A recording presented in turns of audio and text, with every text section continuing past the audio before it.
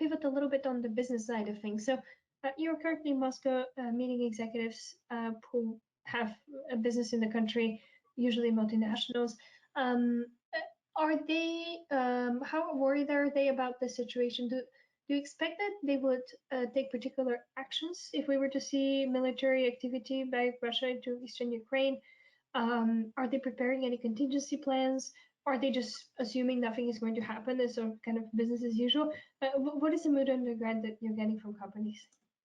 Right, it's more towards your last comment about not believing that there's going to be any escalation and violence, and so kind of continue with business as usual as much as possible.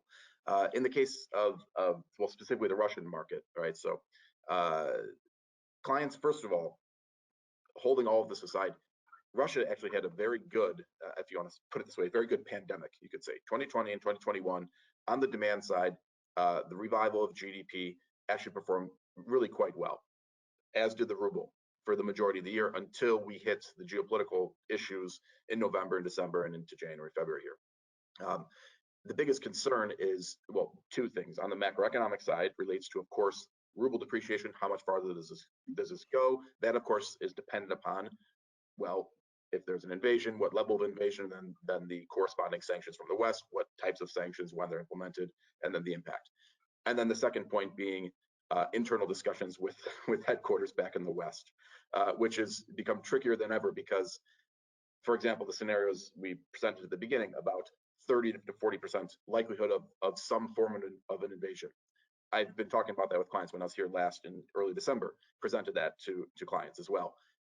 Almost to a man, all of these Russian executives here based in Moscow tell me, you're far too pessimistic. This is not going to happen. Nobody's prepared for this. There wouldn't be support in the country. The media environment is even preparing the country for this. This is not going to happen. Putin wouldn't do this. Putin is a rational actor. This doesn't make sense. And I unfortunately remind them, yes, but I've spoken with your bosses back in UK and in Italy and in France and in America, and they all tell me that I'm way, way too optimistic and that Putin's going to be invading tomorrow or next week. So you can imagine internally the conversations the general manager here in Moscow is having with his, back in headquarters, back in Western Europe, or, for these multinational companies, right, or in the US, when you have this completely different mismatch of perspectives. So that leads to a lot of difficult conversations about needing to get more investment, needing to raise salaries in light of the high inflation that you're seeing. So talent management is a major issue. But this ruble depreciation, of course, getting into the macroeconomic side, that is the most impactful. We're already seeing so much cost pressure, global cost pressure with high food inflation, right? Supply chain problems that we're seeing, high energy prices, really deterring business, starting to impact business investment to an extent, weighing on demand minimally, but just causing a little bit more price sensitivity of consumers. So when you're looking at our B2B clients or our consumer goods clients, they are starting to feel some of this pressure on their margins. Demand isn't collapsing as a result of the higher prices and higher costs, but the margins are being squeezed. You see 5, 10, 15, 20% more ruble depreciation under already these very tight conditions. That's where you can start pushing things a bit over the edge.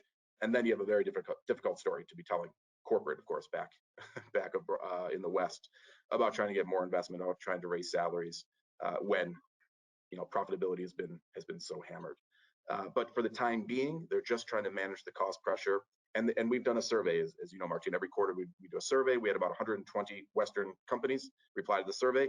They said that when they're looking at their concerns for this year and for the strategic outlook for the next 3 years, 90% of them said their top concern is geopolitics and then the resulting impact on the ruble. Aside from that, the market's doing quite well, actually.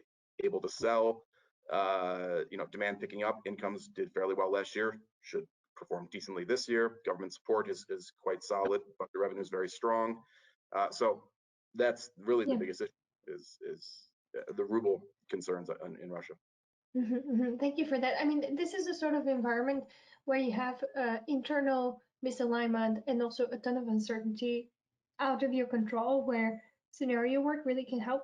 It helps you to structure the conversation and also to understand the type of risk you're talking about and what is worth preparing for and what is not worth bothering about. Because Otherwise, it can become almost overwhelming, and it tends to drive people towards complacency and then more of a reactive approach. Last but really not least, we should talk about Ukraine itself, because this has been all about Russia, but of course, Ukraine is a key part of this. John, maybe we can start with you. Could you help us understand what you might expect from a domestic stability perspective within Ukraine itself? Even if we move into a world where diplomacy is really the way forward, do you expect this to have any lasting repercussions on Ukrainian domestic politics? If we do see a more aggressive scenario, what is the risk that the Zelensky government might not survive? I know a complex question, but your perspective would be appreciated. Okay, well, I'll do what I can.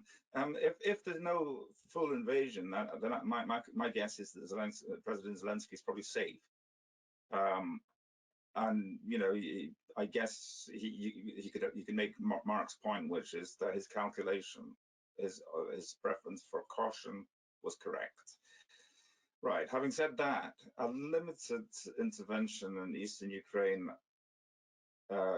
stopping it, if you like, at the front lines, would certainly strengthen nationalist opposition to Zelensky, as this caution would look like cowardice, betraying the nation, all of that. Even diplomatic progress on that track, on the East Ukraine conflict, there are certain issues in which Ukraine has kind of balked for some years, and that this is one of the problems, if you like, for whatever reason. If there is diplomatic progress on that track,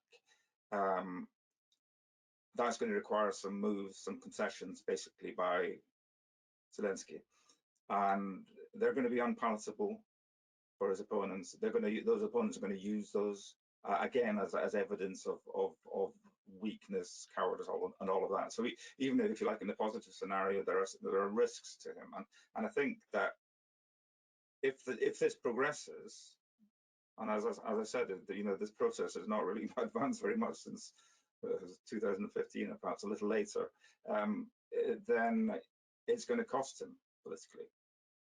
Now, moving on to, if you like, a limited attack, which I hesitate to use that phrase, but this scenario where there would be selective air or missile strikes across Ukraine, outside the separatist region, or alternatively all-out war, I think we're looking at some kind of government implosion there, and that would, if there is a surviving state, that would bring nationalist political forces to the fore in whatever kind of governance structure comes out of it. So I think he would be gone in that. But that is the extreme scenario in which Zelensky's position, frankly, would be the least of our problems. Hi, my name is Krista Reganey, and I'm Marketing Director here at FrontierView. I'd like to thank you for watching a segment of this webinar. If you'd like access to the full video and our latest insights, data, and research, sign up for a free trial with us today. Simply scan the QR code on the screen.